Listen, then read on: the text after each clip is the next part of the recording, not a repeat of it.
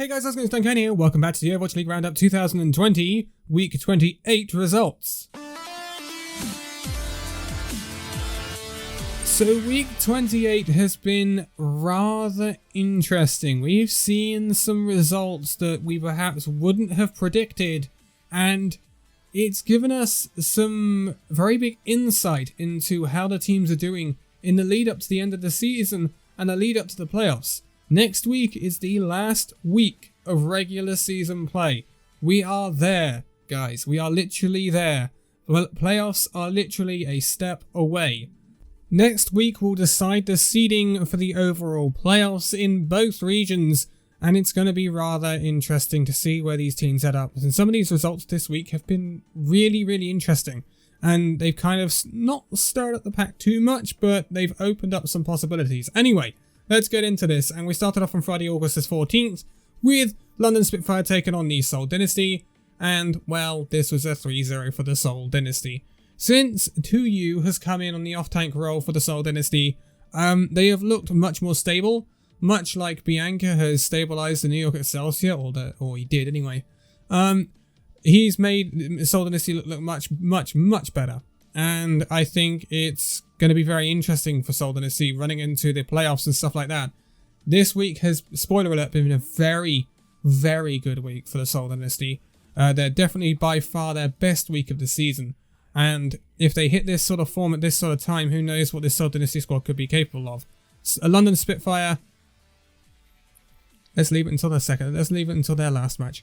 Anyway, moving on. Next match was later on during that day. It was the Florida Mayhem taking on the Vancouver Titans. And Florida Mayhem are quite clearly a better team than the Vancouver Titans. I think we all know that. But the Vancouver Titans have a little thing called Shockwave. And Shockwave is by far the best looking player on this Vancouver Titans squad. And sometimes, just sometimes, he can carry this Vancouver squad to victories. And they did get a map win on the first map against Florida. Florida do clap back though, and really kind of like get the next 3 maps and get a 3-1 victory over the Titans. But overall, this is a good display from the Titans against the team that is 4th in the league, especially in NA. So, yeah, I don't think it's too bad for Mayhem, but I also don't think it's a bad display from Vancouver either. I think Vancouver have really given a good account of themselves this week, despite some of their scorelines. But moving on, and we had the Los Angeles Gladiators taking on the Dallas Fuel. So, Gladiators can be a team that are kind of up and down, and Fuel had 2 matches this week. I wanted to see the Fuel really come out and give this Gladiators team a go. It's a 3-0 for the Los Angeles Gladiators. This is the sort of thing I expected this Gladiator squad to be doing at the start of the season. So hopefully this is a sign of them showing us some consistency, dare I say, leading into the end of the season. I want to see this Gladiator squad be consistent, and that is just one thing we lacked earlier in the season. Dallas Fuel, yeah, it's a tough one, isn't it, for the Fuel? I mean, they're still kind of recovering after the big shake-up. I still think there's more to come, especially in the off-season for Fuel. So I think this season is kind of a, well, we GG go next for the Fuel. I don't think there's going to be too much that happens with the Fuel in terms of like doing well and stuff like that. So yeah, that's all I can say about the Fuel, but great win for the Gladiators and just further stuff to work on for the Fuel, really.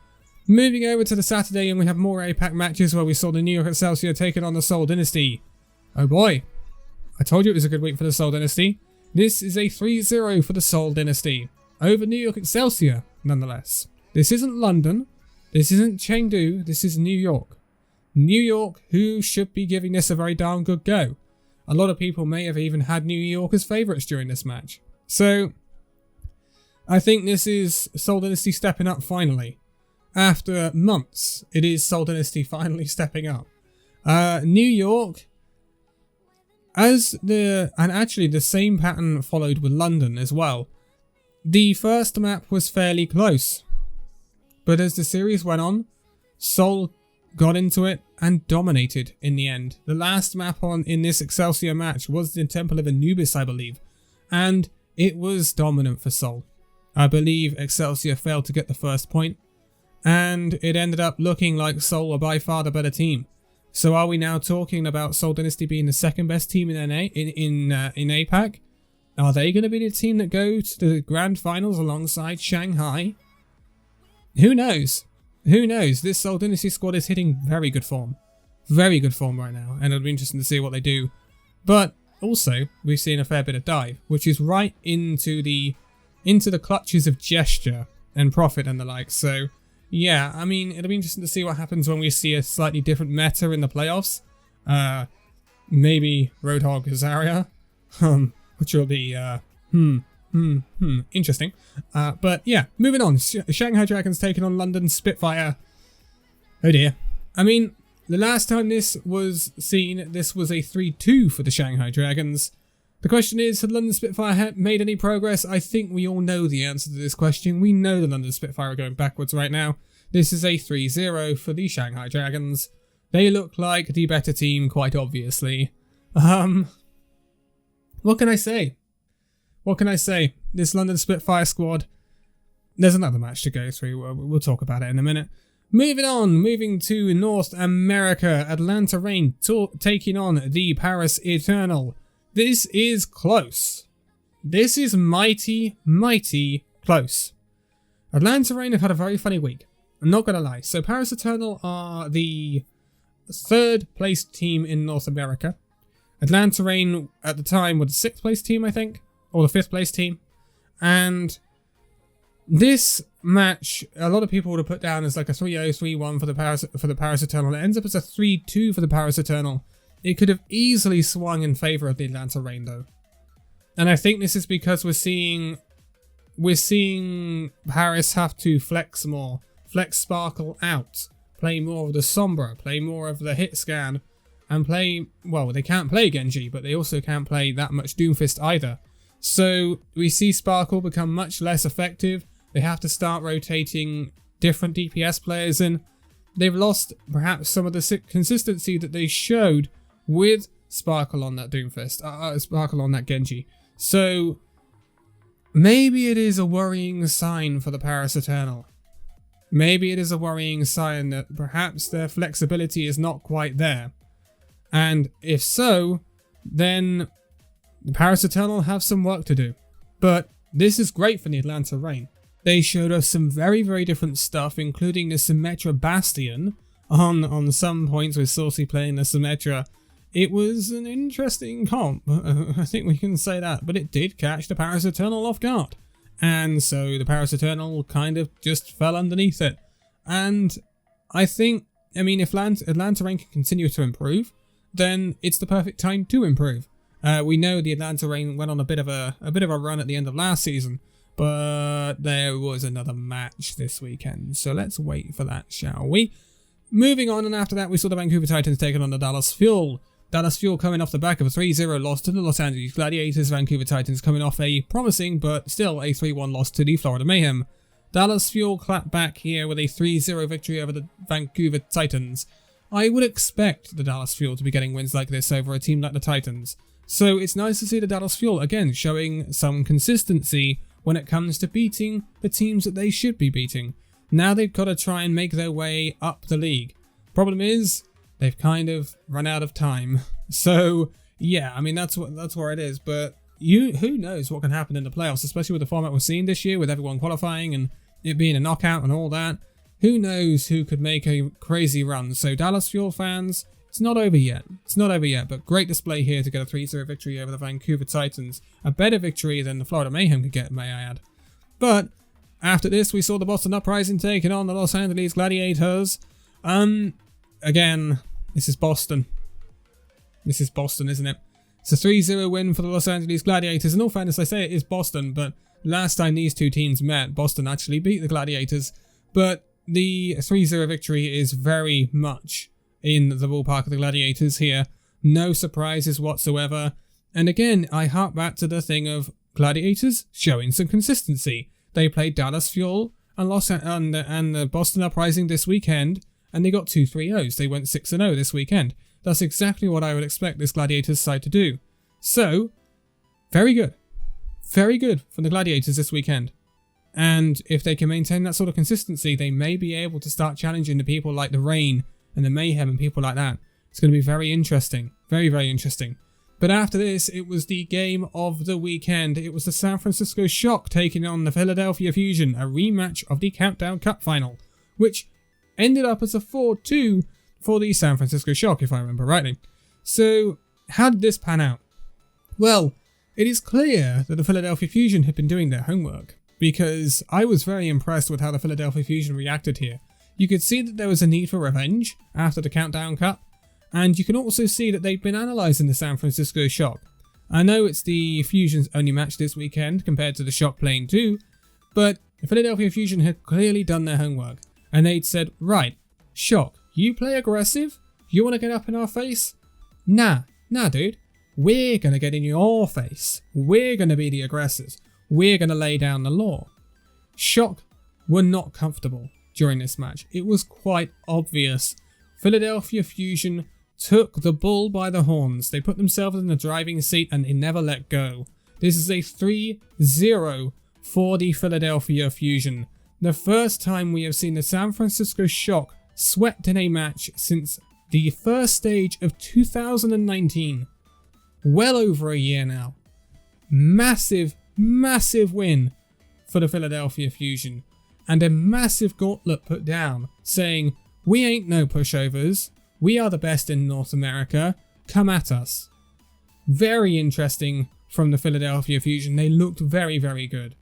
They shut down ANS as well. Really, really well. They just looked in all areas one step ahead of the San Francisco Shock. And they looked like they had that clutch ability that we'd not necessarily seen from the Philadelphia Fusion before, and a lot of people have questioned, especially after the Countdown Cup, a quality that we usually see from the San Francisco Shock.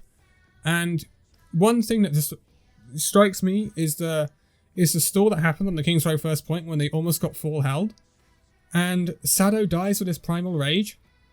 I believe Hisu on the Sombra stalls enough for Sado to come back off of spawn.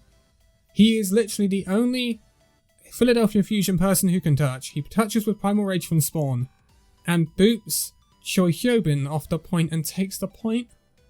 I mean, that sort of clutch play is championship winning sort of clutch play, dare I say. So this was an incredible performance for the Philadelphia Fusion, and if they can maintain this sort of performance, who knows where their ceiling is for this season. Could there be another final for the Philadelphia Fusion, the first team to reach 2? It would be the first team to reach 2 grand finals. Would be very interesting, wouldn't it? Moving on to the last day of fixtures though, we had one APAC match during the Sunday. It was Seoul Dynasty taking on the London Spitfire once again. And I think pretty much this is copy and paste. So 3-0 for the Seoul Dynasty. Yes, it's been a 0-9 week for the London Spitfire. They have not won a map in 15 maps. They are winless in 8 matches. London Spitfire are in crisis right now and in freefall and at the worst possible time. So yeah, I don't know what to say about London Spitfire. I think if I start talking about it, it's probably going to be a video all of its own. So yeah, this team is not looking good. It looks all over the place and it needs to be sorted out. It's going to be a very big off season for London Spitfire because I think honestly this season is a GG go next unless they have something really, really magnificent in their back pocket. Seoul Dynasty, however, 9-0 with two 3-0 wins over Seoul Dynasty and a 3-0 win over the New York Excelsior, which no one would have predicted. They would have expected it to be much closer. Seoul Dynasty, it's been a fantastic week. One of their best weeks their best week this season. One of their best weeks, if not their best week in their entire history. So, well, going back to their Lunatic High days, I suppose. But it's been massive for Seoul Dynasty this week. Great displays. So, my question to Seoul, and the only question I have, do you maintain this sort of form? Will we see it next week when you take on London again and another team? I think it's Hangzhou. And will we see it in the playoffs? That's the question, because if so, sky's the limit, you know. But moving on back to NA, we have 3 matches left. First one was the San Francisco Shock taking on the Toronto Defiant. Toronto's only match this weekend. San Francisco coming off that loss, the big loss to the Philadelphia Fusion, the gut-wrenching blowout loss to the Philadelphia Fusion. There's nowhere else I can say it. It was a big loss to take for the Shock. But they strike right back with a 3-0 over the Toronto Defiant, not mentally boomed, which was very good. And they will have to regain their thoughts and try and find a way to stop this Fusion squad, because, yeah, that was the big standout from this weekend, is the Philadelphia Fusion's performance over the San Francisco Shock was just bonkers. Anyway, moving on to two very interesting results to round us out. So, Florida Mayhem taking on the Los Angeles Valiant. This ended as a 3-2 for the Los Angeles Valiant, with the Los Angeles Valiant getting a reverse sweep over our 4th placed Mayhem side. So, this was a missed opportunity by the Mayhem to take an advantage over the Atlanta Reign in that 4th spot. And they could have also closed the gap on Paris Eternal, but they haven't really taken that chance. So, yeah, this is a slip-up from the Mayhem. I don't think it's a major slip-up, considering it is against the Los Angeles Valiant, but the Valiant have done themselves all sorts of monumental favours in terms of their seeding for the overall playoffs, because it's impacted by our next result. This was the last result of the weekend. This was the Vancouver Titans taking on the Atlanta Reign. This saw the Vancouver Titans get a 3-1 win over the Atlanta Reign. Shocking result. No one expected the Titans to get a victory over the Reign, let alone a 3-1 victory. And that means that the Reign will be moving down, and the Valiant have now taken the place ahead of the Reign in terms of seeding because of their win over the Florida Mayhem. It makes a massive, massive difference, and it means that the Valiant can get a much easier team to go up against when it comes to the playoffs when they enter them. So this could be a very, very big week in terms of the seeding and deciding who faces who in the overall playoffs. Talking of the seeding, let's take a look at the overall standings, because things have moved. So Shanghai Dragons top us out, as always. Shanghai Dragons are Shanghai Dragons. You know, they're always going to be at the top of our standings, and they have sealed up that number 1 spot with a 3-0 win over the London Spitfire. And they will be number 1 seed. So they are the first team in the league's history to be number 1 in the overall standings at the end of a season, and number 20. Or bottom, actually, because they were 12th, because it was the inaugural season. But you know what I mean. They've been bottom and top of the league at the end of the seasons. Very, very interesting. But second, we have the Philadelphia Fusion. They top out North America, and they will be topping out North America. They have finished their season. They have now played 21 matches, so have the Shanghai Dragons. I should also say that as well. But Shock still have 2 matches to play, but the loss record is really going to hurt the Shock, especially the head-to-heads now as well. So Shock will finish as the 2nd seed, I believe, in North America. In 4th, we have the Paris Eternal maintaining their spot. It's fairly okay. They got the win in the end. They have played 20 matches, so they will play 1 match next weekend to decide their placing. But that is already locked up, with the Eternal having that 4th spot, i.e. 3rd spot in North America, after the Mayhem failed to beat the Los Angeles Valiant this weekend. Otherwise, Mayhem could have had a chance at nicking that spot from the Paris Eternal. Charge are up to 5th after the Mayhem losing. Charge did not play this weekend and will not play next weekend either, because they have played 21 matches. But they are lucky that the Mayhem fell on their... I was going to say sword, but that's not the right word. Mayhem are 6th now after that loss, but they have 1 more match to play, which means they can put themselves above the Charge if they win next weekend. They also are just ahead of the New York Excelsior, who took that big loss to the Seoul Dynasty this weekend. They have 1 more match to play and could move above the Mayhem if Mayhem lose and if New York Excelsior win next weekend. Moving on, and in 8th we see the Valiant. That makes them 5th spot in North America now, in a very good place. Reign are just behind them in 9th. Gladiators all the way up in 10th now, and knocking on the doors of the Reign and the Valiant after 2 good wins. Gladiators still have 3 matches to play next weekend. It's going to be a very big weekend for for Gladiators next weekend. Valiant and Reign have 2 matches to play, so it's going to be very big in the middle of the table. Also, Dynasty, Seoul Dynasty are up to 11th. And have done their map differential the world of good during this weekend with a 9-0 weekend. They also still have 2 matches to play, so they have a lot to play for still. The Spark will be coming up in 12th with 1 match to play. Fuel in 13th again with 2 matches to play, and could move up to an close to the Spark and Dynasty, if I could ever get my words out, but they can't quite overtake them. The Defiant are in 14th, Hunters in 15th. Again, Hunters have finished the season, will not be playing again. Defiant have one more match to play. London Spitfire are down in 16th now, and they have 2 more matches to play. If they lose their 2 matches, then they will finish below the Outlaws in 17th and have the potential to also finish below the Vancouver Titans, depending on the Vancouver Titans result in their next 2 matches, and finished 18th in the league. London Spitfire could finish 18th in the Overwatch League, third from bottom, ahead of the Justice, who are 19th with 1 match to play, and the Uprising, who are 20th with 1 match to play. There are 2 wins separating the Uprising and the Justice, and that means that because the Uprising lost this weekend, the Boston Uprising will be finishing this Overwatch League season in 20th place. We know who will be finishing bottom, but I think we have known for a long time who are going to finish bottom of this league. So it's gonna be interesting. It's gonna be interesting. Will Spitfire finish 18th? That'll be rough for the Spitfire, considering the start to the season looked promising and the middle of the season looked promising, but this very bad run, worst run in the league right now, I think, is really hurting them. Can the Mayhem make sure they keep ahead, keep ahead of the charge in the overall standings? Will we see who will take the top seed in the rest, if you see what I mean? So who will take the 5th seed? Will it be Valiant, Reign, Gladiators? There's a lot of potential. And will Dynasty continue their really good form next weekend?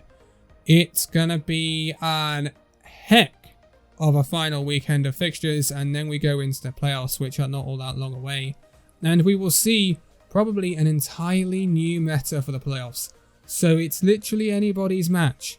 We could be seeing double off tanks. We could be seeing double off tanks in the playoffs. And when a meta switches like that in the playoffs, it's literally anybody's game. It's going to be a massive end to the season. But for now, thank you guys so much for watching this video. If you liked it, give it a like, subscribe if you're new, and I'll see you in the next video. See you then.